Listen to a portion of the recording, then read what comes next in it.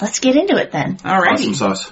I ask that the gods and goddesses of our respective paths bless this circle so that we may be free and protected within this space. And if you have this one word, pagan or paganism. For the pagan community. Exactly. The big umbrella. And that was fucking fantastic. Best Of the year. podcast ever. Hey! To We're each other. three pagans We're Exactly. three pagans. and a cat. And may the works this day be of the highest good for all present and those listening. So mote it be. The circle is cast. Chains do not hold a marriage together. It is thread, hundreds of tiny threads which sew people together through the years. Welcome to Weddings and Handfastings, the 111th episode of Three Pagans and a Cat. Our opening today is courtesy of 20th century actress Simone Signoret. Thanks to Velocity Rose for our intro music. You can find more of their work at velocityrose.com. You may call me Ode. You can call me Carr. I'm Ode's father. Merry meet. My name is Gwyn, Ode's mother. And it's the 11th episode! Oh my gosh. So we'll move on to Housekeeping. housekeeping. Hey, I thought that was a great Tolkien reference there. Okay, Yep. great. So we have one new kitten. Welcome to our newest kitten. The Dryad is a new cat. Welcome to our cat. And we have two new leopards, Squeaky and Dakota Wilket. Welcome to our... Squeaky and Dakota Wilket to the leopard tier. We love our leopards. And of course, as you guys know, we love all of our patrons and our listeners and everyone who supports us here at Three Pagans and a Cat. Because you guys are the reasons we keep doing this. Yep. Yeah. Although now if they all quit listening, we probably still do it because it's ingrained in us permanently. Probably. That's kind of true, yeah. Yeah. Every week we gather to discuss a random topic I've selected for us. Dearly beloved, we are gathered here this today. week. Hey, appropriately. Marriage. Marriage is what brings us together today. Marriage, the blessed arrangement. All right, let's continue the housekeeping. Oh, okay. Let's see. For the Hobbit hole On keeping. Sundays, normally, Yes. I do a 2:00 Zoom call that is open to everybody and about nothing. But this week I wasn't there because I was at the Kalamazoo Whiskers Crew. He was meeting with his Kazoo hairy Whisper brethren. Crew. Yeah. Yes. Meeting with people with beards. So, Having a hangout. yeah, and it was a blast. It was a lot of fun. And Stroking their beards, comparing their products. We assume. Somebody asked, so last night was the, early open of Valhalla. The soft launch of Valhalla. And somebody asked, well, what's this beard thing you're going tomorrow? And I'm like, we just sit around and measure the length. And everybody at the table died laughing. Bunch of dudes seeing how long things are. Yep. It's normal. Classic. It's tradition. Gwyn, talk about stuff you do. On Mondays is an 8 a.m. Eastern meditation. Not Eastern meditation, well, sort of. Eastern Standard Time. Meditation. But anyway, so there's a meditation at 8 a.m. on Mondays. It lasts about 20 minutes. And then on Wednesdays, I am leading a book club. We are still reading How to Be an Anti-Racist by Ibram X. Kendi. We're on chapter 13, and it meets at 7 p.m.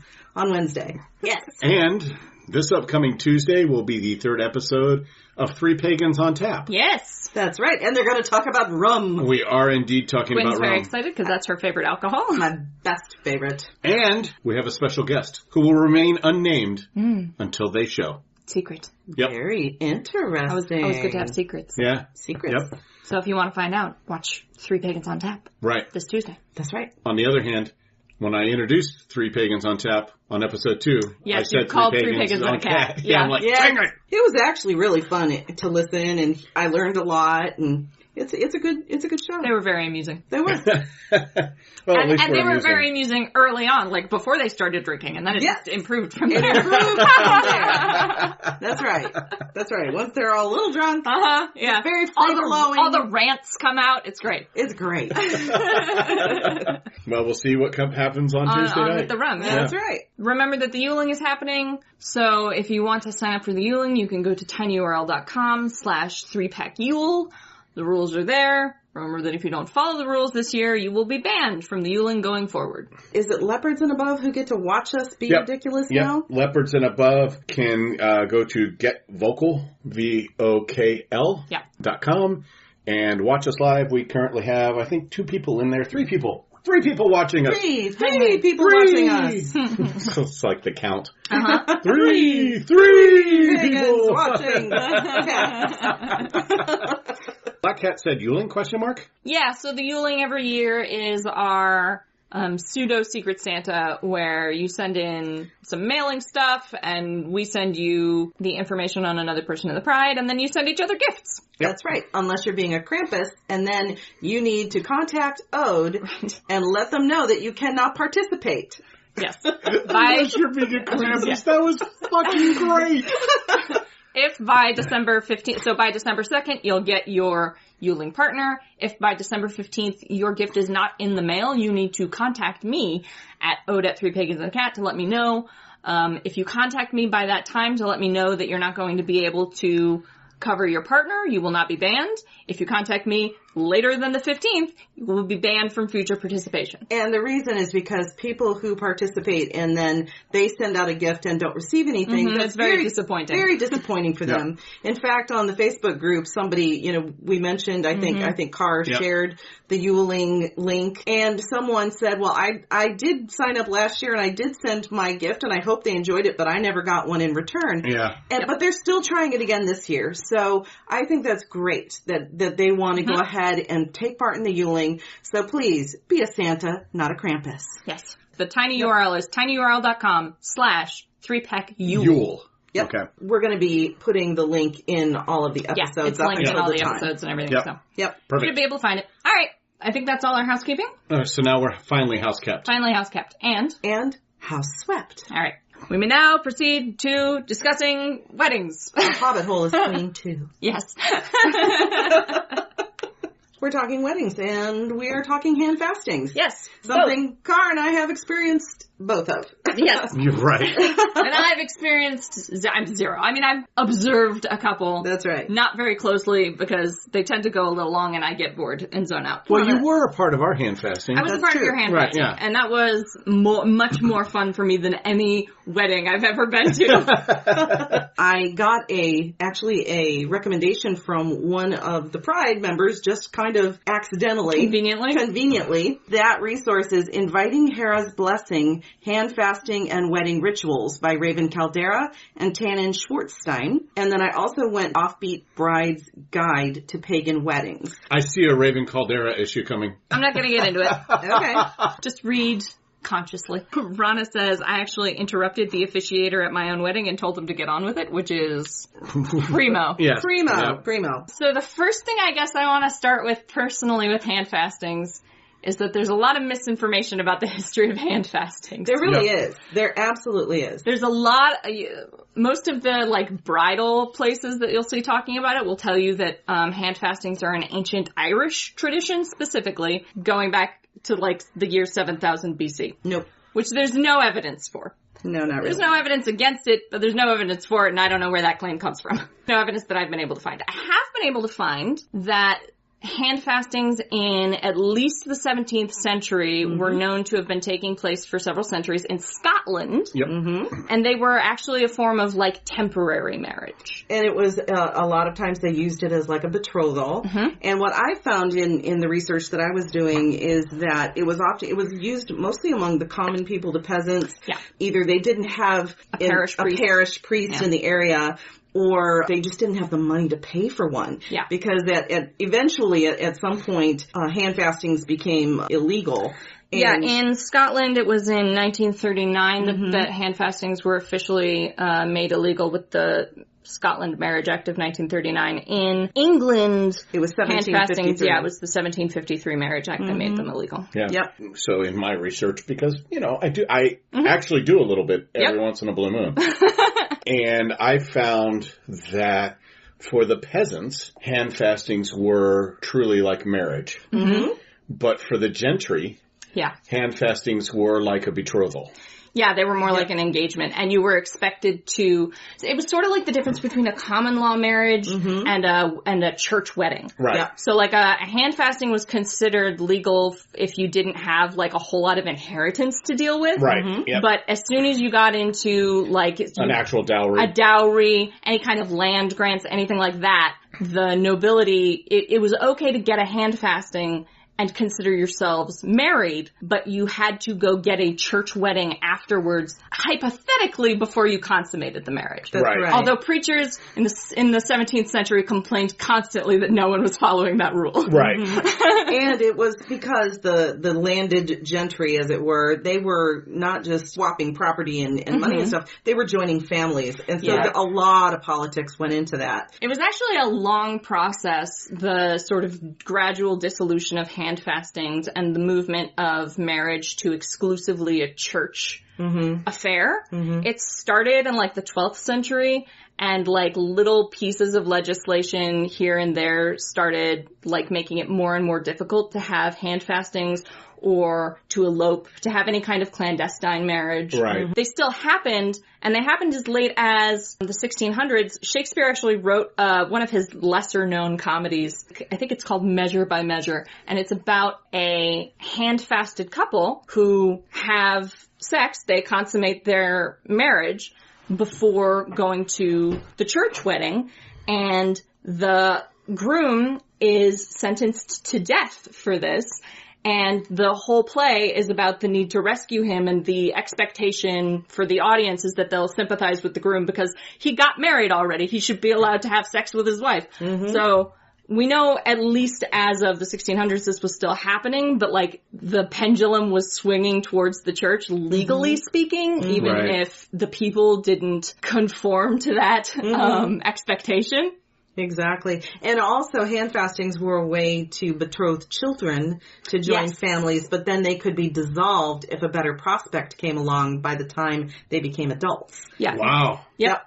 So that's how arranged marriages could happen within the richer families. Right, because you'd be considered married as of handfasting, but because there was supposed to be no consummation, it was easier to dissolve than a church wedding would be. Exactly. Wow. And really, when you realize that, you know, it was the peasants really and the people who didn't have a lot of money to pay a parish priest, or they didn't have access to parish priests, but maybe once a year, they were the ones who were really, really doing these handfastings. This was a very important ritual, you know, within the common people. Yeah, it was a peasant ritual. It was a peasant ritual. But then, as happens, you know, it became a monetized thing. And because the church was part of the government at the time, in many countries, it was powerful part of the government. Big, powerful. They were the government in many places throughout Europe for a very long time. Well, and they were responsible for coronations, so like you couldn't become a king without getting the church's approval. Exactly. So they had an enormous power. So that's why eventually it became no marriage would be recognized as legally unless the couple paid a priest or, you know, someone in, you know, it had to be a in priest the church for a long time, Yeah, someone in the church had to bless and sanctify their marriage. The union, the union, but they had to pay for it. And of course that comes down to money. You know, it was a way to bring in money to the church. Older handfastings were really, really simple. They often took place in the bride's home. There would be like family witnesses, but not necessarily like the whole community. There might even only be one or two witnesses or no witnesses at all. Right. The common pledge was just I, me, take you. To be, take thee, you, to be my wedded husband or wife till death us depart. And thereto I plight thee my troth, which was essentially being I pledge you my trust or my truth. Gotcha. And so it was sometimes also known as troth plighting. And it was called a handfasting because they would join hands to make this pledge. And that etymology for handfasting is disputed. We see this form of handfasting in Old English, in late Old English. It's thought it maybe came down from Old Norse from handfesta, which was just joining hands to make an agreement, not necessarily matrimonial in nature. And you can actually see that reflected in the Handfasting, which is a Danish Magna Carta, essentially, an agreement between the king and the nobles. But so at some point, it's thought that that word came down into Old English, like many words came from Old Norse into Old English, and it gained this specific marriage connotation sometime probably a little prior to the 12th century, so probably sometime in the 11th century. And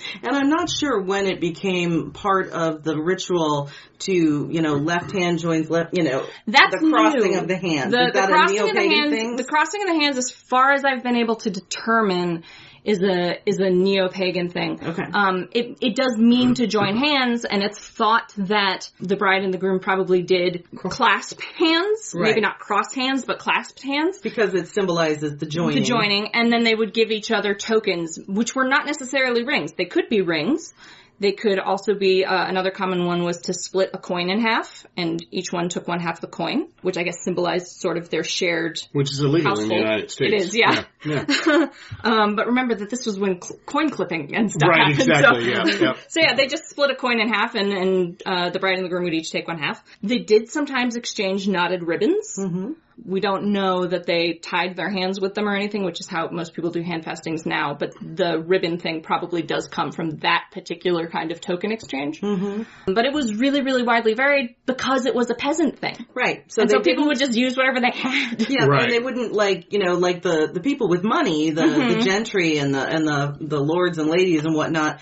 They might have fancy who were doing engagement handfastings. Right. Yeah. They might have the beautiful gowns and the dressing up in suits, and pageantry was part of what they did. But everyday folk, it was just how you affirmed your union. Your intention to be married. Yep. And then when the parish priest came through, right, you'd say, we were handfasted last year. Yep. And he'd affirm it for you. Yep. And very rarely were those unions not held up as legal. They were usually accepted for a long, long time till the church started making laws that made them not legally recognizable anymore. Right. Exactly. Scubus is saying, I'm getting the entertaining mental image of ending the ceremony with a firm handshake instead of a kiss. Basically, yeah. It really was. A lot of our traditions that we have in marriage today, in weddings, are really, really new. They're relatively new. Like the color of the dress that a bride wears, in Christian ceremonies is white because it's supposed Christian ceremonies in the States. The West. In the West. White for purity or virginity of the bride, that kind of thing. But in China, they wear red. In India, they wear red. Different cultures have different color associations. Associations, different flowers, rituals all together. Yeah. Just all kinds of different marriage traditions. Exactly. But handfasting was uniquely really a European. It was an English thing. English thing. Or at least the British Isles. The British Isles. It was, we know it was happening in England and Scotland, and maybe Wales. Yeah. Gemma is reminding us the first bride to wear white was Queen Victoria. Yes. Yep. And it started a trend. But before that, who's that woman you're really into who wrote books about living in the Wild West? Oh, Laura Ingalls Wilder. Yes.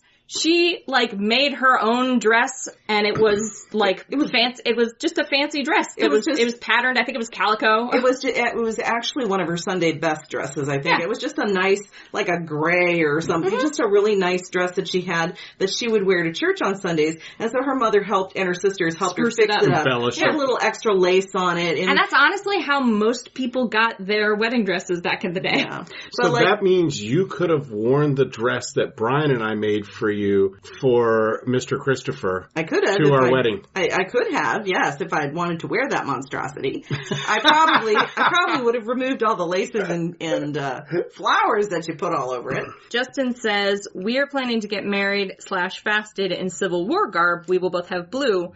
And in that period, often dresses would be re-dyed after if white, so it could be reused unless super wealthy. Yeah, exactly. Having a white dress isn't that practical in most circumstances, even if you wear a dress on a regular basis. Like in the 1800s and 1840s when Victoria got married and she wore white, it was the people who had money who really, because the Victorian era is all about Victoria really. Excess. And she really influenced a lot of the style of what people wore, how they presented themselves. And the Victorian era was when corsets came into fashion. Before that, in the Regency era, there were like high empire waists and really loose skirts, and no one wore a corset. Yeah, they were much wiser. The more common folk, like Laura Ingalls Wilder, or, just wear a fancy dress. They just wore whatever was their best outfit. Yep. Something nice.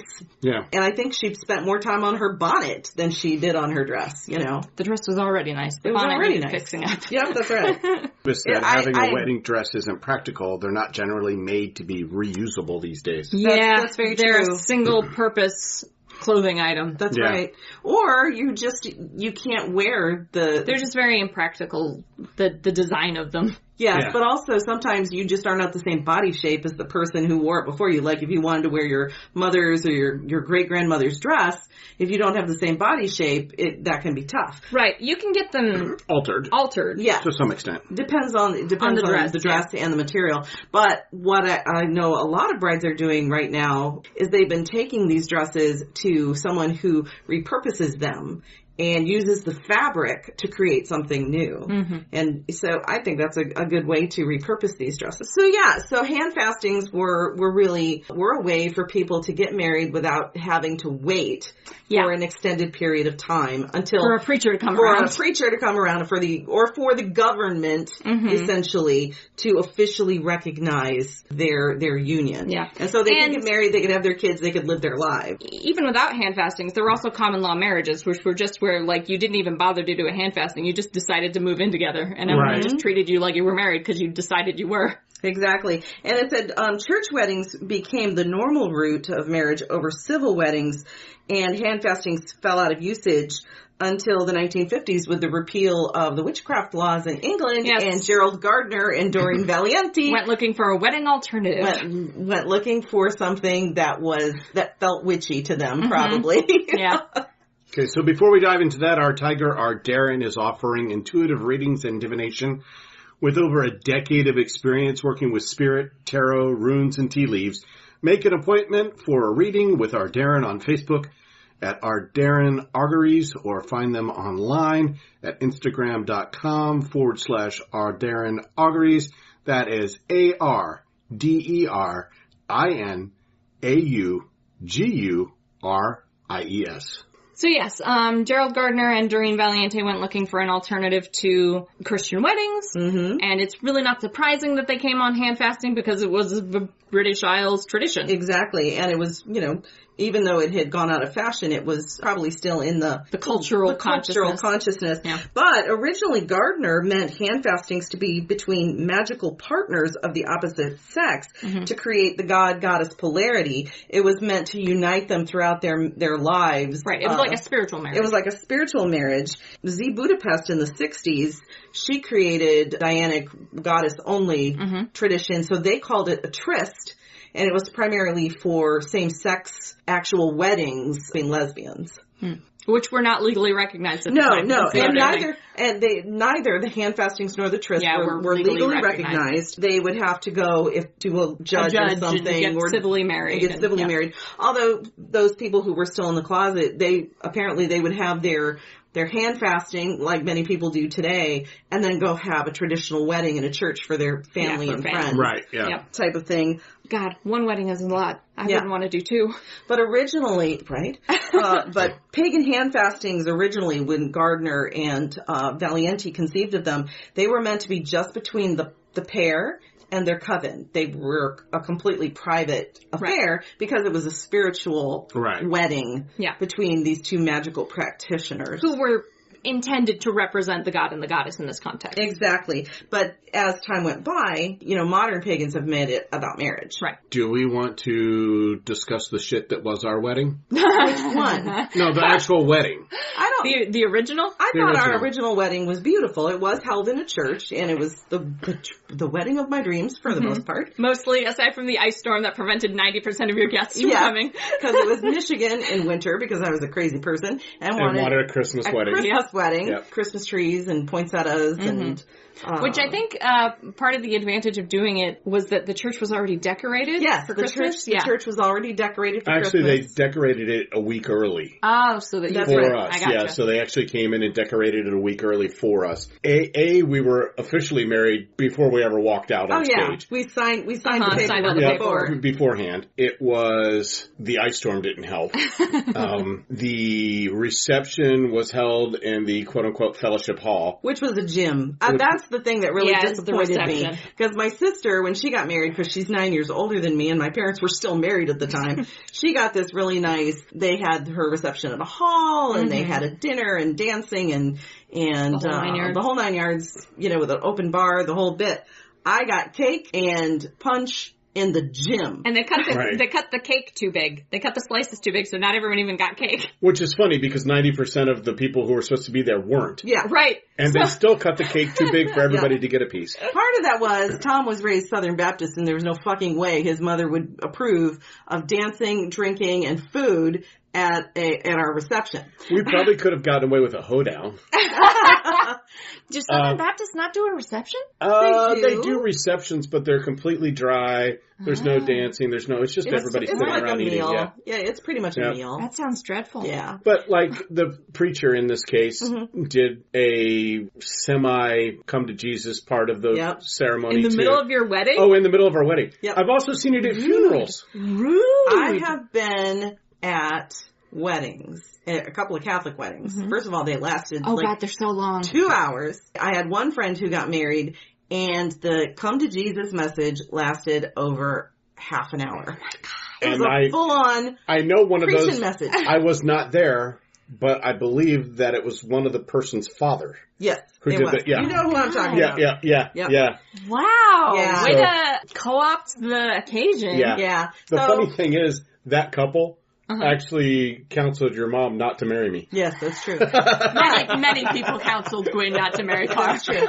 In spite of the difficulties, whether Carr liked it or not, I got the wedding part that I want. I got the ceremony. Right. It was just the reception wanted. that you didn't like. I got the look. You guys did have good wedding photos. I had a beautiful dress.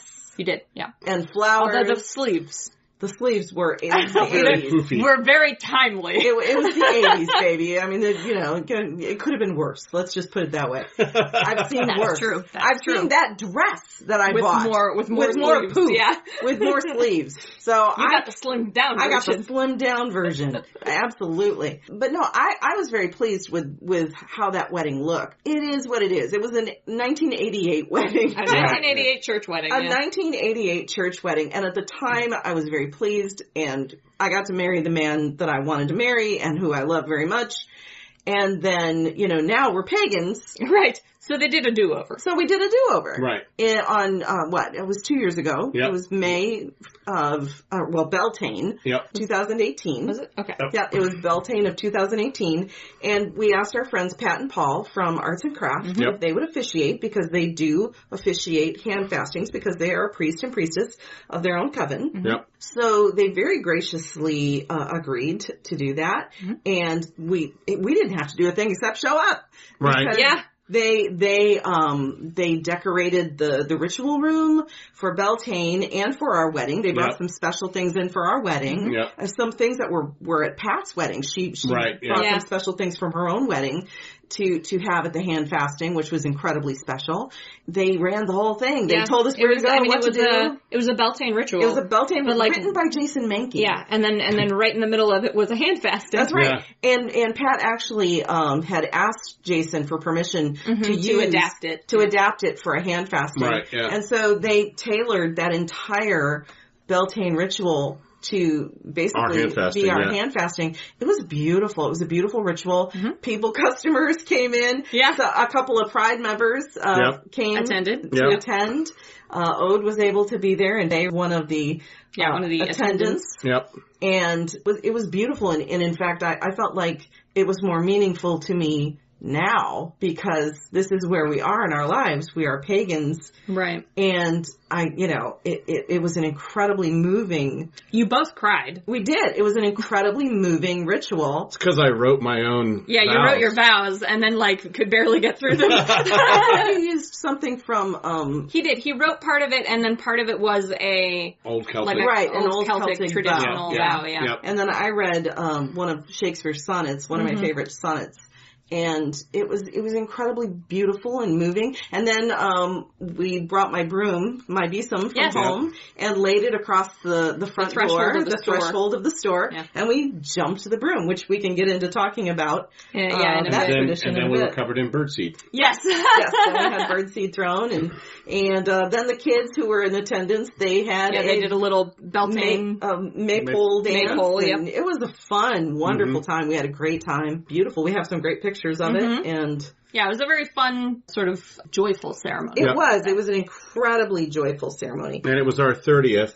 Yes, so they did it on their anniversary. Yeah, right. On the the 6-month anniversary, The 6th month after our traditional 30th anniversary. And the good news is it moved our anniversary date into the summer. Into the summer rather than in the winter where we can't get anywhere because there's snow on the ground. Can't go anywhere, can't do anything. Not that we actually did anything, obviously COVID, but we did manage to, we do still go out for dinner if we, for our traditional wedding anniversary. When we can get somewhere. When we can get somewhere. Yeah. When the snow hasn't when the snow hasn't trapped us in the house. Yeah, there was a couple of years ago that we went out to a fondue restaurant. Yes. It was it snowed the whole way there. It snowed the whole way home. But I did have it set up really well. Gorgeous. There was a cake. There were flowers. Everything was there. Prepared. And there was just all the snow. That was our 20th anniversary. Yeah. So that was 2008. Which means that I really only have to do a big thing every 10 years. That's what it's coming down to. And it really was. The big special one. Right, yeah. That was a very, very, he had them set that up nice. We had to go through the driving snow to get there and back, but for me it was worth it because it was incredibly romantic. That's because you didn't have to drive in the snow. I just got to enjoy the benefit of that. But Rad says, I think vow renewals are underrated, and as someone who's not married, I agree. I think they're a very cool idea. Yeah. And that was, we had been talking about doing a vow renewal for years. Yeah. And back when you were Christians even. Back when we were Christians and it just never felt right and just never came together. And then here we were, we had friends who were a high priest and priestess who were willing to it just all sort of fell together. It just fell together. Yeah. And they were willing to do this for us at their store. And like I said, they made the space beautiful. Yeah. It was gorgeous. Yep. And the whole and Pat and Paul are very practiced ritual leaders. They are. They really did a good job incorporating these two components together into one sort of seamless ritual. They really did. And I'm so glad we did it. Yep. It was beautiful. It actually led to us now, offering that as a potential for people is to do their handfastings. Yep. So at least in Michigan where we're actually where we're covered. Where we're covered in Michigan. Yeah. It's very easy to get I don't even know that you have to get licensed to officiate a marriage in yes, you have to get licensed. You don't have to be ordained. Yes, that's what it is. Yeah. So we're both licensed, we're just not ordained. And then the car is ordained. In multiple things. In a couple of things. Well, no, I'm ordained in the Life Church. Yeah. We talked about the fact that historically this wasn't necessarily part of handfastings, but you guys did have what's now considered sort of a traditional neo-pagan handfasting, which was you crossed hands and had a cord tied around your hands. Yep. Yes, we did. In fact, it was a 6-foot cord that was meant to be looped many times, but I think Pat was nervous about doing the knot. The fancy knot, so she did a simpler knot. She did something simpler. You can make just as with any wedding or with your handfasting, you can bring symbolism into your flowers, into the colors that you use. But for pagans, you can actually bring in things like color correspondences. Like, for instance, with your flowers, you can choose flowers that represent love or fertility if you want children, constancy and fidelity, enduring difficulty because every marriage goes through times of trouble. Right, there are lots of options. So many options because you can choose your colors. So most handfasting cords now are made of multiple cords that are braided together. Yeah, if 1, 3, or 6 normally. Yeah, it's traditional. Exactly. And they do actually have to be pretty long. because you're going to wrap them around the joined 1 hand. to 2 meters. Yeah. The So idea 3 to 6 is feet. that when the hands are joined, they look like an infinity symbol. At least that's what I was reading. Hypothetically. When you look down on them. It really depends. Hypothetically. It really depends on how you have your knot done. Yeah. Or not done. Or not done. Or not done. And then Scuba says the one hand fasting they've been to, they had every single guest tie a ribbon around their hands. It was a mass of fabric by the end. That's another way to do it. That's another way to do it. Yeah, absolutely. And then you don't want to untie the knot at the end of the hand. You just flip it off your hands out of the, and then you store the... You keep it as a keepsake, like a wedding dress. Exactly. And I had it written down what our colors meant for, here it is. Our cords, because they were green, red, white, and black. Right. For green can be for growth, red for passion.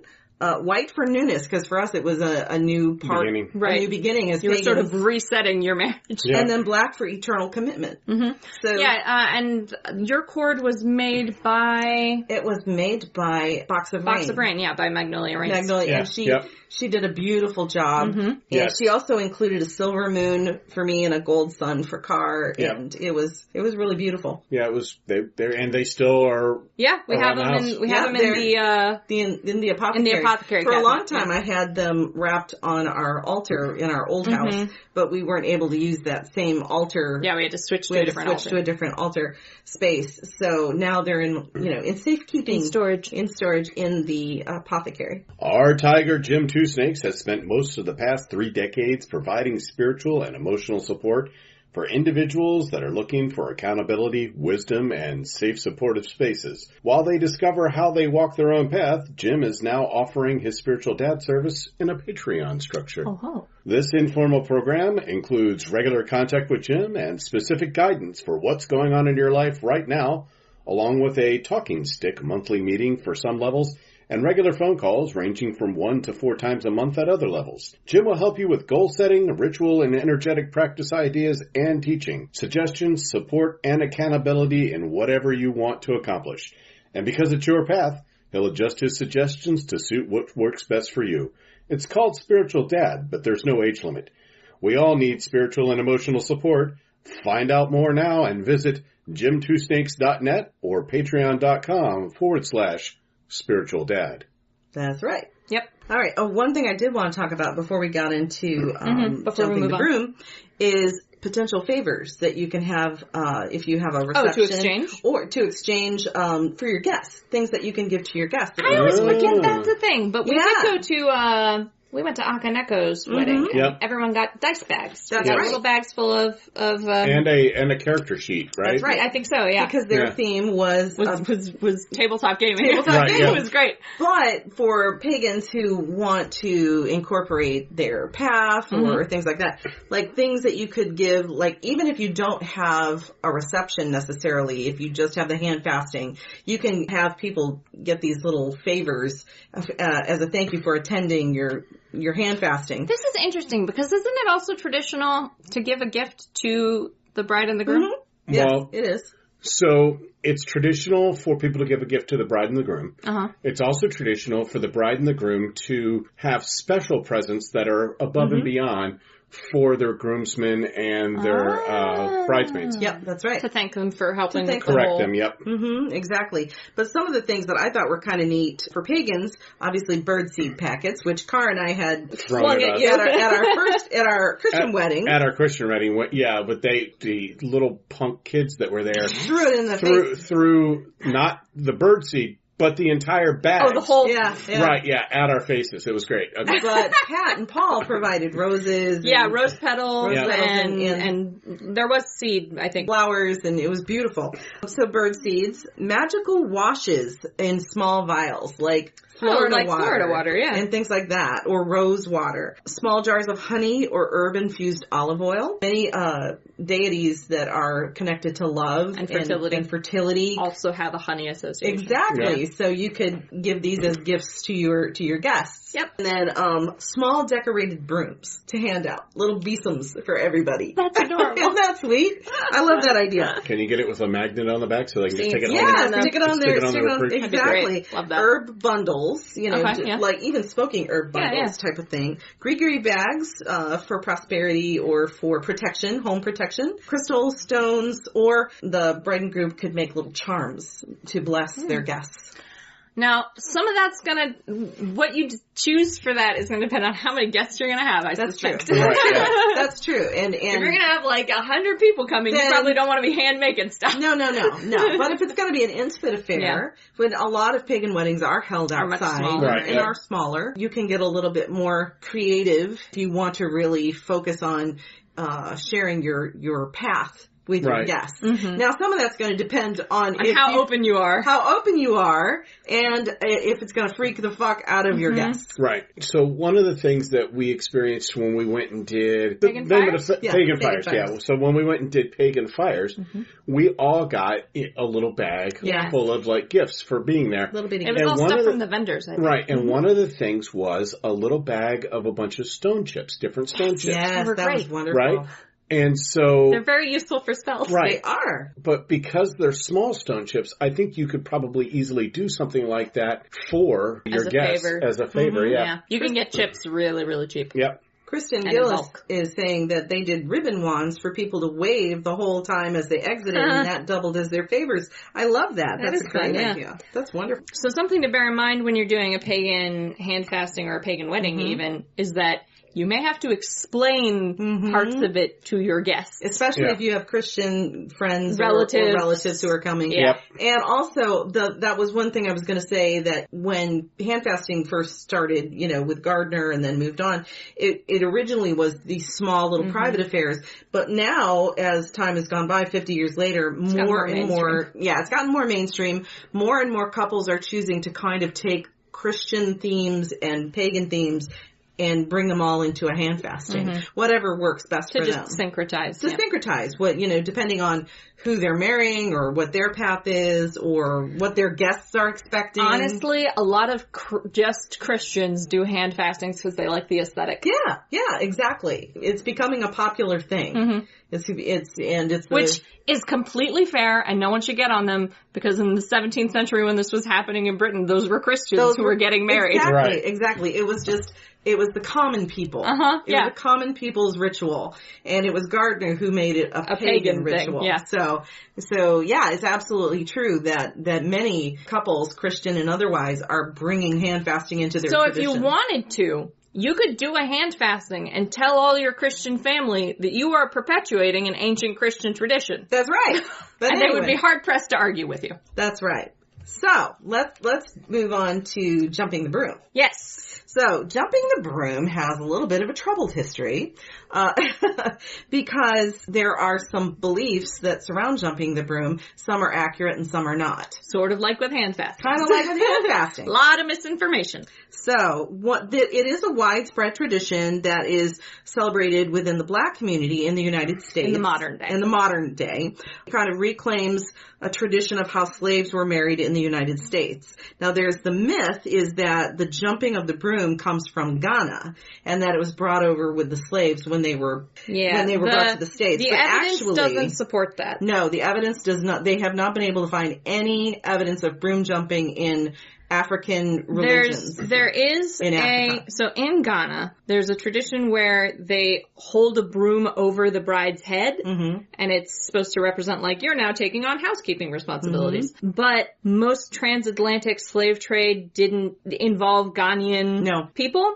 So it's not clear how that tradition could have come to the antebellum South and been transformed. And there's a pre-existing broom jumping tradition from England. Yeah, well, Wales specifically. Yeah, well, Wales and England. Yeah. It was a tradition potentially from the Romani, because their weddings were not recognized by the official magistrates because they were Romani. Right. And they weren't legally recognized for anything. They weren't legally recognized for anything. They're saying the oldest records of broom jumping come from the 1700s in Wales, and that it was widely practiced and known as a besom wedding. They would take it, because a besom is a type of broom, they would lay the besom in the doorway and invite the bride and the groom to jump over it as they were getting married. And in 1700s England, this was used as a phrase. It's not clear if anyone was actually doing it in England,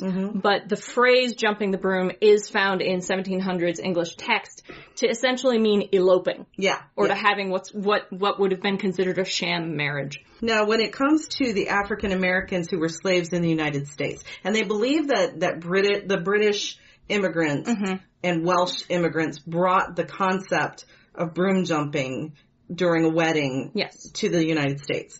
But what some sources say is that slave masters, because weddings were not recognized or legal among slaves, they used it as a way to connect some slaves together so that they would have children.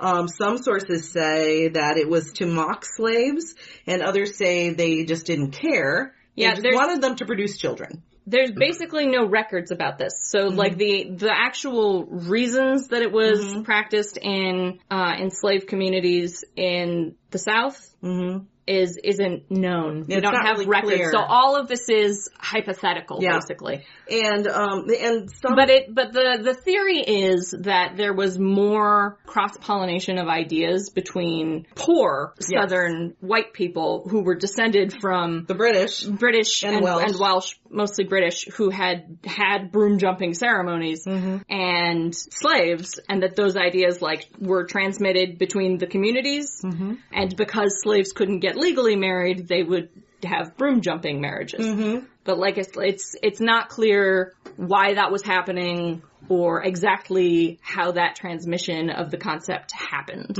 But we do, the current consensus is that the reason it's seen a resurgence in the African American community is that it happens in roots.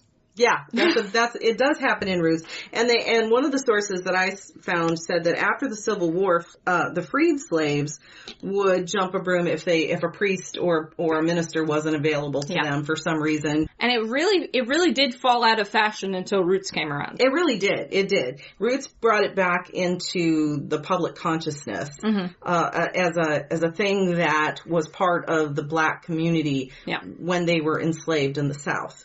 It's now a pretty common tradition in African American communities. It is. It's very common. Although I read that they're starting to have conversations about whether it's appropriate. It's appropriate because of its potential connection to slavery. And something else that I thought was interesting about jumping the broom is that it's not clear it was an actual broom. Because there was also a plant called broom. And you could also jump an object. Yeah. Like a stone. And there was a tradition of, in some communities of stretching a string, and they had to jump over the string. So it was just like jump over an obstacle together. And also, they said in other parts of Europe, witches were feared, and brooms and witches were, pretty connected. Witches were flying on their brooms to, their meetings with Satan, that kind of thing. Apparently, in some areas, marriages were considered susceptible to curses. In fact, something old, something new, something borrowed, something blue was meant to protect brides from potential evil eye curses on their wedding day. Supposedly, the idea of jumping the broom, and especially if the groom carried, it also became part of the groom carrying the bride over the threshold. It was to show that love conquered the obstacle of evil eyes and witchcraft. But also the broom just has a standard household connotation. So it was also we're joining our household kind of a thing. Yep, exactly. I think all of these little pieces and parts are all part of what made jumping the broom a thing in Europe, in Britain, mostly in Britain and Wales, yeah. But in some parts of Europe as well. It's become a thing today because of Alex Haley, who wrote Roots. Oh, yeah. He had the confused look from Ode. It took me a second, like. And of course, a lot of neo-pagans are including jumping the broom in their handfasting because celebrations. We use brooms and other things. Because brooms are a symbol of witchcraft. So I've noticed, so you all talked about roots. Yeah. Right, for jumping the broom. Mm-hmm. Handfastings have become ever so popular in current media culture. Mm-hmm. So the first time that could find was in the movie The Doors. Oh. The Doors. It's about Jim Morrison. Jim Morrison. About the Doors? Yes, okay. It's about the Doors. I think he married his girl. Yep. When he married his girl, it was a handfasting. Yeah, and I think he wrote about it. He did. He wrote about it in the book that the movie's based on. Mm-hmm. Outlander, the television series. That makes sense. Because Scotland. Right. Braveheart. Yeah. Because Scotland. Right. That was a thing in Scotland. Yep. And, of course, Game of Thrones. Yeah. The most recent one, yeah. So the interesting thing, though, is if you go and watch William and Kate's wedding... Mm-hmm. So, William, the Prince of Wales, and his bride Kate, they actually are holding hands, and the priest drapes a cloth over top. I think that is something, maybe, I don't know if that's it's not Anglican. Is that not Anglican? Nope, and they got married in an Anglican church. Okay. Because that's a good point. Church of England. Church of England. Yeah. They have to. Yeah, the priest stole is what they put. And I've seen that done in but it's the same weddings. thing. It's the sanctifying that symbolize of the two connecting. Yeah.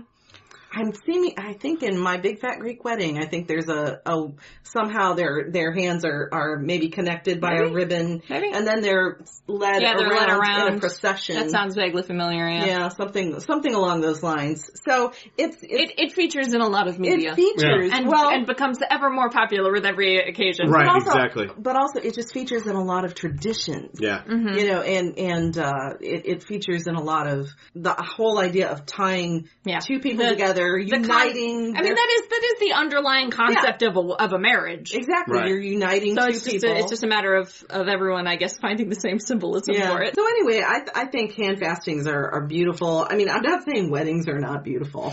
Don't get me wrong. Although I do think handfastings tend to be shorter. They do. Yeah. Well, that depends. I mean, your father and I managed to keep our traditional church wedding to 30 minutes, even with the message. With the message in it. That's with the message, so. But that's because we did everything beforehand. Everything was done beforehand. But no, I really do. It was, maybe it's because I'm a pagan now, but I really felt like the handfasting just had a whole different energy to it. Than the wedding did. Than the wedding did. And for me, it just felt more like we were being connected together than I felt when we were married in a traditional church wedding. We were married very young. That's true. Right. Whereas your handfasting, you've already got decades together. That's true. Right. So I think that's part of it. I also think, like, part of it, because we got married so young, our marriage at the church was part love and part lust. Right. It was time to get married so we can fuck. Right. Yep, that's pretty much it. And we wanted to elope because of that. Yeah. I was the one who was like, no, damn it, I'm going to get my Christian church wedding. Christmas wedding. Yeah. So. I had a vision. How young? Finn, I was 20. So.